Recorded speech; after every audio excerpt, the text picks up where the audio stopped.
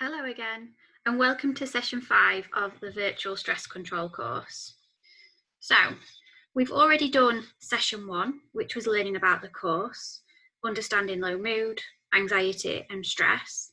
We've done session 2, which was managing the physical symptoms, and we've done session 3, which was managing behaviours. And last time, session 4, we looked at managing negative thoughts. So in the last session, we spoke about how, without even realising it, we might be talking ourselves into stress. And we learnt how by challenging our thoughts, we can talk ourselves out of stress. We talked about negative automatic thoughts and how even in exactly the same situation, people can have very different automatic thoughts, which then can impact on our emotions, our physical symptoms, and our behaviours. So I hope you've been practicing asking yourself, is this fact or is this an opinion? And identified if you have any unhelpful thinking habits. So they were mind reading, prediction, the mental filter, compare and despair, critical self, shoulds and musts, catastrophizing, or black and white thinking. And then I hope that you've practiced balancing your thoughts using the worksheet in your booklets to weigh up the evidence for and against the thought to create a more alternative, more balanced thought. And in today's session, we're going to be building upon that. Session 5 is all about controlling the worry. And then still to come, we have session 6, which is about controlling the future. So today is split up into 2 parts. In part 1, we will focus on managing the worry. And then, as usual, we'll have a 10-minute break and come back together for part 2, which is about getting a better night's sleep. Because worrying a lot at night is really common. And even if you find you don't particularly worry at night and you still have problems with your sleep, then this session will still be really useful for you because there's lots of helpful sleep tips and a technique that we call sleep training as well. So let's get started. Let's begin with, what is worry? Well, as it says on the slide, worrying is a normal process and we all worry to an extent at times. For some people, however, worrying can become a problem in itself. So worrying is something that we all do, and at times it can be helpful, such as helping us to feel prepared and in control. For example, being anxious before a job interview can help us feel alert and ready for the challenge ahead. So we do our research on the company and we practice the interview questions we might get asked, and that is when it's good for us. But worrying too much can interfere with a person's ability to do everyday things that they might want to do. People can feel trapped in a cycle of worrying that can make them feel physically tense or on edge, and it might affect their sleep or make them feel more irritable with the people around them. People who worry might even start to worry about the fact that they're worrying so much and what that might mean for their health or what it says about them as a person. They might also find it hard to stop worrying because it can make them feel like things are under control or that it's useful when they worry about things because it prevents things from going wrong. But as we're going to learn, that's not the case because we have 2 main types of worries. We have practical problems that we can act on, and we have hypothetical worries that we cannot do anything about. But these are often the what if thoughts, the thoughts about the future. And we often worry a lot when we've got a lot of hypothetical worries, a lot of those what if thoughts. And it can be really difficult to put these thoughts out of our minds, which then in turn makes acting upon the more practical problems, the ones that we can actually do something about, even more difficult. And the vicious cycle just illustrates how worry can keep a problem going round and round. So let's have a look now at the vicious cycle of worrying. As you can see, this person has those what if thoughts, those hypothetical worries. So what if I lose my job? What if something happens to my family? The more that we worry, the more tense and anxious we become. But the more tense and anxious that we are, the more we might ask for reassurance and check things or avoid doing things. And this creates a vicious cycle because the more that we ask for reassurance, check things and avoid doing things, the less confident we feel. And so we're more anxious and tense. And so the cycle keeps going round and round and round. So let's have a look at an example now. I'll read this quote out to you. And again, notice that this person hasn't told us how they feel, but we will know exactly how they must be feeling. So, Helen, she's 27 years old. She told us, "I've always been a worrier, but it's never been this bad. I just can't stop thinking about the worst case scenario in everything. I worry about my kids, money, about making a mistake at work and losing my job. I even worry about my children's lives when they're older. I check everything at work in case I make a mistake, and I'm constantly restless and fidgety, and I just have no time to relax." So if anyone worried like this day after day, how could they feel happy? Helen must feel really anxious. So what can we do about it? Let's see. When, first of all, is worry helpful? So worry can be useful when it helps us to solve a problem and it prompts us to act appropriately. For example, if we worry about getting to work on time, we might check the train times, we might check that we've got enough change in our pocket. And if we worry about not having enough money to pay an electricity bill, then that might prompt us to call the company and discuss some kind of payment plan. If we had an exam, then worrying might prompt us to revise. And personally, before I deliver a stress control session out in the community, I will worry about it, and that will make me prepare for it. It'll make me make sure I get to the venue with plenty of time, that my laptop and my projector's set up, and most importantly, that I've brought enough tea and biscuits for everybody. But what about when worrying isn't helpful? So when is it unhelpful? Well, worry is unhelpful when it becomes unmanageable, when we struggle to control it and it starts to control our emotions. This might happen when we start to worry about things that we've got no control over, or when we can't change the outcome. It becomes unhelpful when it starts to negatively impact on our lives. For example, when we start to avoid doing things, like seeing our friends or family, or when we're too tired or anxious to go out. So, for example, if I was thinking, what if there's an accident on my way to work? What if I forget my notes for that meeting that I've got today? What if I don't make the deadline on that project? What if I get sacked? What if I can't afford to pay my bills? What if all this worrying makes me sick?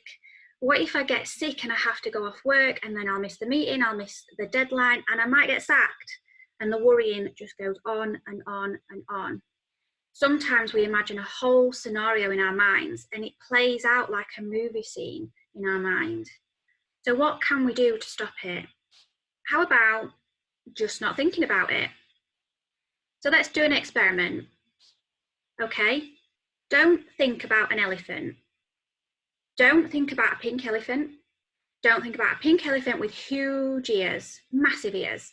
Don't think about a pink elephant with huge ears and googly eyes and tusks, 2 tusks coming out of his face. Don't think about him.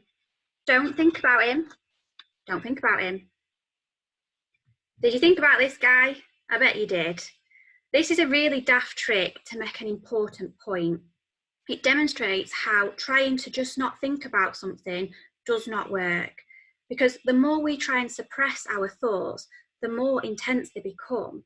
So the more I talked about the elephant and told you not to think about him, the more you're going to think about him. So instead of just not thinking about our worries, we need to learn how to control them better instead of just ignoring them. And in order to control our worry, we need to understand what types of worry we're experiencing. So first off, there's current worries. These are practical problems and they can be solved. Often these are worries that are related to difficulties affecting you at the present time, so for which there's a present practical solution. For example, if I was struggling with my work, but I didn't know how to raise it with my manager, that's an actual problem that I can do something about. I can problem solve that. If I haven't paid my electricity bill and I'm worrying that the electric's going to get cut off soon, then again, that's an actual problem. It's happening to me in the present and I can do something about it. Or what if I'm not prepared for my presentation next week? Again, it's a practical problem. We can do something about that. We can prepare and practice and role play for an upcoming presentation to feel more confident. But then there's the hypothetical worries.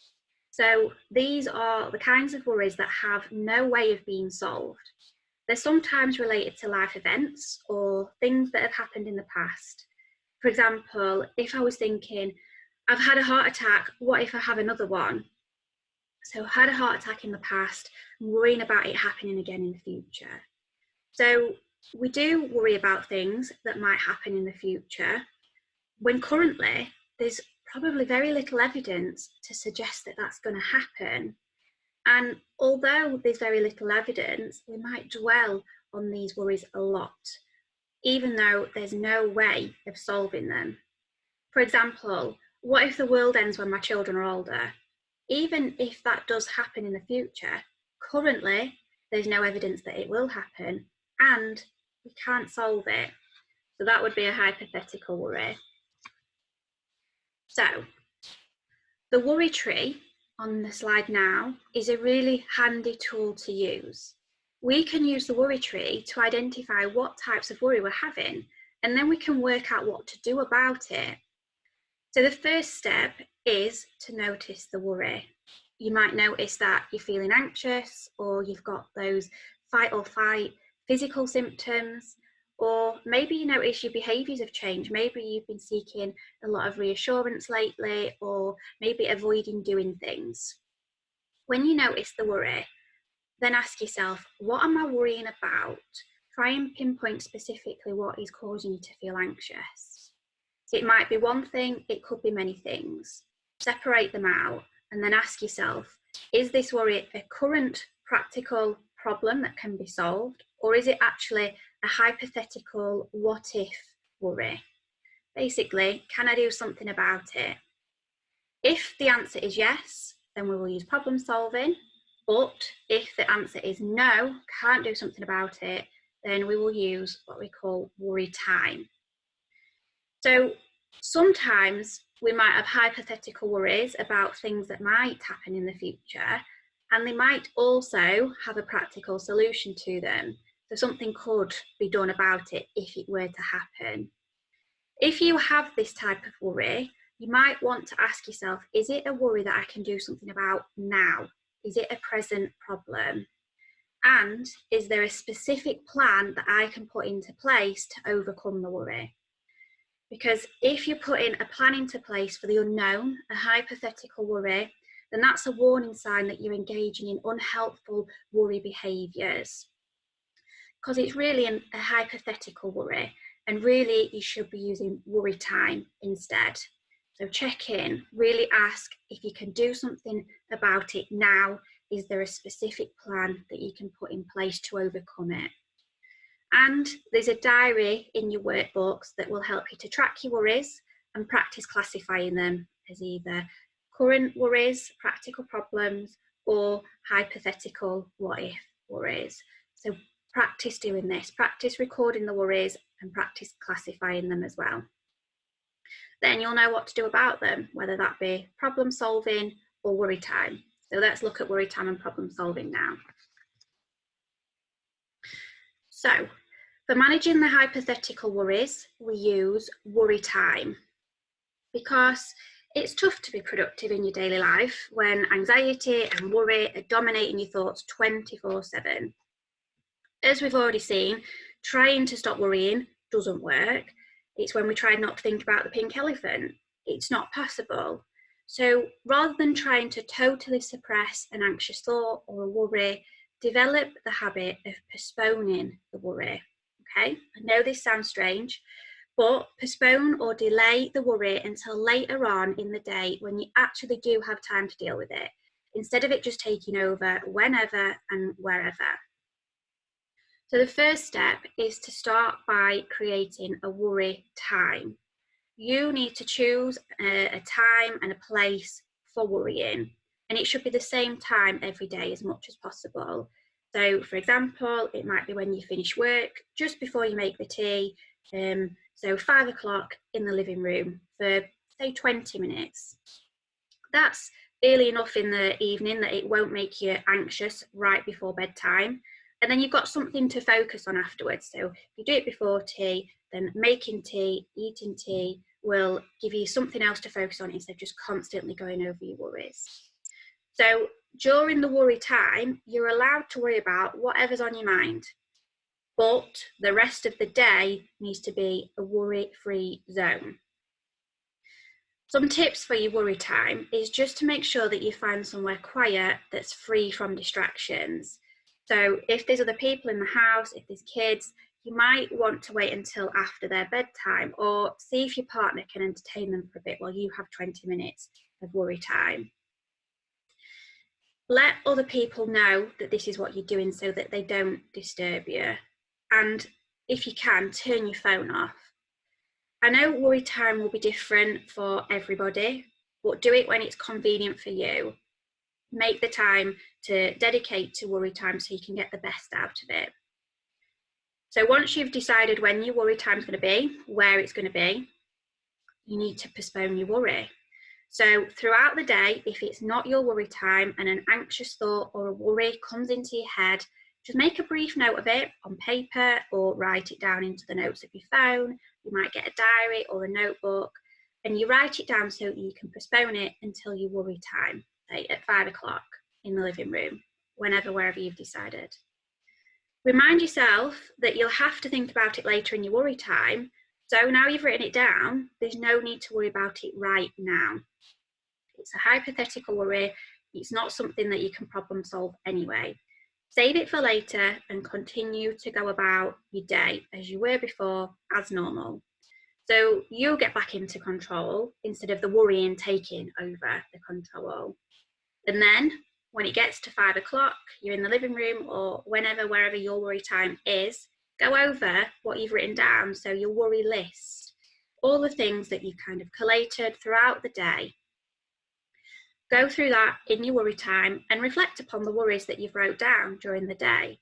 If the worries and the thoughts are still bothering you, then allow yourself to worry about them. You can worry about them as much as you want. Worry about them to your heart's content, but for only the amount of time that you specified, only for the worry time period, which is 20 minutes. If the worries don't seem important anymore, you can cut your worry period short. Draw a line through them on your worry list and go on and enjoy the rest of your day. So you've got 20 minutes to spend worrying, and after your worry time, it's really useful for you to review what you've learned during that time. So did some of your worries actually have practical solutions? And did you use some of that worry time to do some problem solving? Problem solved is a problem off your mind. Did you notice that you had fewer worries than you realised before? Or perhaps a lot of the worries were about the same thing anyway? Did actually some of the worries not bother you anymore? By the time it got to worry time, had they actually resolved themselves? Or maybe when it got to worry time, they didn't seem as important as they did earlier on in the day. Postponing worry is really effective because it breaks that habit of dwelling upon worries in the present moment.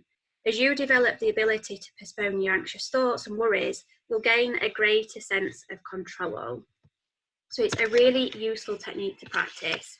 If you find that you're having a lot of hypothetical worries that you've identified in keeping your worry diary, then make sure that you plan and prepare and schedule in some worry time in every day so that you can use that time productively, and then the rest of the day you can get on and do the things that you would rather spend your time doing, because there's probably millions of things that you'd rather do than sit worrying about something.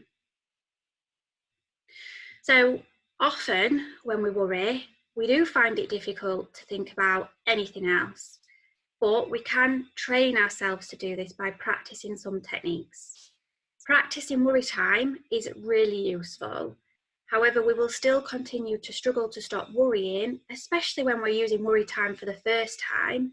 And it might be useful to learn how to switch off and switch your focus onto something else, something different, something more positive than the worries. So these kind of techniques help to develop our skills so that we can switch our focus of attention from the worry onto other things. For example, if I asked you to read out loud, you wouldn't be able to worry at the same time as reading to me. So after you've written down your hypothetical worry in your notes of your phone or in your worry diary or on a scrap of paper, however is best for you to do it, then once you've written it down for the worry time later on in that day, try some of these exercises. So how about trying to remember the words to your favourite song, or trying to remember all the people from your class when you were at school. Maybe you will listen to some music and pick out all the different instruments that you can hear in that song. Maybe you'll look at different shadows in the room, or pick out the colours that there are in the room. Pick out different smells that are in your environment, or listen for different noises outside. Could be the traffic, it could be weather, people, animals, rustling, insects, could be anything. Okay, mental games can help distract us from our worries. So try crosswords and quizzes and Sudoku puzzles. And the physical symptoms of anxiety are often caused by excess adrenaline, like we said before in previous sessions. And sometimes the physical symptoms can even come before the worry. So physical exercise can help us to use up this excess energy, and then it will reduce the unpleasant symptoms that we get, as well as keeping our mind distracted. We're focusing on exercising, we've got that positive focus, and it's something that we'd much rather be doing than worrying. Okay. So now on to problem solving. So there's 7 steps to problem solving, as you can see, and it's a really effective technique which can be used for when problems initially appear too big for us to solve. It's a practical approach which works by taking a step back from the problems and then just considering what solutions might actually exist, because sometimes it's hard to see a solution to a problem. And if there was an easy solution, I'm guessing you would have just taken it by now. So you're struggling with a practical problem, follow these steps. Step 1 is just to clearly identify the problem. So try and identify it as precisely as possible. Each problem could be broken down into smaller parts. For example, if I had a financial problem, I might break it down into its components of debt and income and expenditure. So once you've identified the problem and broken it down into the individual parts, step 2 is about identifying the solution. So this is about identifying as many potential solutions as you possibly can. At this stage, reject nothing. No matter how apparently ridiculous the solution might seem, if the problem's been broken down, write the different solutions, all the potential solutions for each of those stages, each of those parts. Step 3 is to analyse the strengths and weaknesses of those potential solutions. So get yourself a pen and paper and list each solution's strengths and weaknesses to assess the main advantages and disadvantages of each. The advantages and disadvantages might refer to the likelihood of its success, the ease or difficulty of carrying it out, and what resources you need to carry it out as well. So once you've weighed up the strengths and weaknesses of each of those potential solutions, step 4 is to pick one. So select a solution and choose a solution based on what you've weighed up at step 3. Remember to choose a solution which has a realistic chance of being successfully carried out. For example, choosing a solution with no funding when money is required is going to lead to automatic failure, so you'd probably discount that one anyway. Step 5 is to plan the implementation. So a lot of the solutions will probably require careful planning from you. So write down what steps are going to be required for you to take to apply your chosen solution and list all the resources that you're going to need. These steps should be really specific, linked to each other, and be realistic so that you're giving yourself a chance. Step 6 is about implementing that solution, so carrying out the plan that you've identified in stage 5, and maybe you'll record your progress in a diary to see where you are with that solution and if there's anything else that you need to do. Step 7 is basically to review it. So regularly review how well your chosen solution is going at sorting out the original problem. The advantage of problem solving is that alternative options always exist. So if the solution has worked, then continue carrying it out, great. But if not, then just go back and choose another solution and give that a go, working through the steps again. So that's the steps of problem solving, but let's look at an example. So, for example, step 1, identify the problem. Well, in this scenario, myself and my partner are stuck in a rut. We're spending too much time sat on the sofa, not talking to each other after work. We don't do much together and we're snappy with each other, okay? So the problem's been identified clearly and precisely. But now, let's try and brainstorm, what are the potential solutions? Well, one option is that we just stay the same. Or we could change something. Maybe have TV-free nights. Maybe start sitting together at the table for dinner on an evening so we can talk. Maybe we'll take up a new hobby together, or maybe not something new, maybe something that we used to do before and we both enjoyed. We could just go for a walk after work. We could sit and play board games on an evening instead of watching TV. Maybe we could cook together. Maybe we could go to the cinema once a week and get out of the house altogether. So there's lots of different potential solutions to this problem. Got to think about what might work for you. What then are the advantages and disadvantages of each of these potential solutions? Well, if we thought about just staying the same, it would be the easiest option. It would be easy to just sit on the sofa, but that's not making us happy. So there are not really any more advantages to that apart from that it's easy. So what about the others? Sitting at the table for dinner. Well, it might be a hassle to set the table and to sit at the table and have a conversation every night.